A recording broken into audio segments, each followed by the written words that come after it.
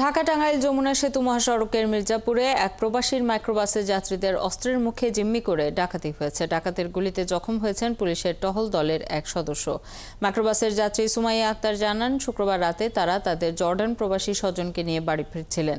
Airport থেকে বের হয়ে তারা বগুড়া সারিয়াকান্দি যাওয়ার জন্য টঙ্গী থেকে একটি মাইক্রোবাস ভাড়া করেন।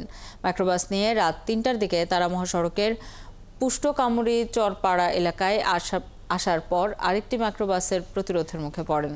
এই মাইক্রোবাস থেকে ৭-৮ জনের একটি ডাকাত দল অস্ত্রের মুখে তাদের জিম্মি করে সবার ফোন, নগদ টাকা ও মালামাল লুটে নেয়।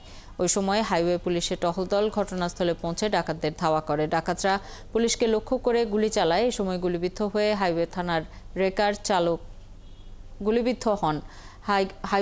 রেকার চালক তুহিন মিয়া। এই সুযোগে ডাকাত সদস্যরা পালিয়ে যায়। যাত্রীদের সন্দেহ মাইক্রোবাস চালক এবং চালকের সহযোগী ডাকাতির সঙ্গে যুক্ত। মির্জাপুর থানার ভারপ্রাপ্ত কর্মকর্তা জানান, ডাকাতদের ব্যবহৃত মাইক্রোবাস ও অস্ত্র জব্দ করা হয়েছে। 12টা বাজে গাড়ি আসছে।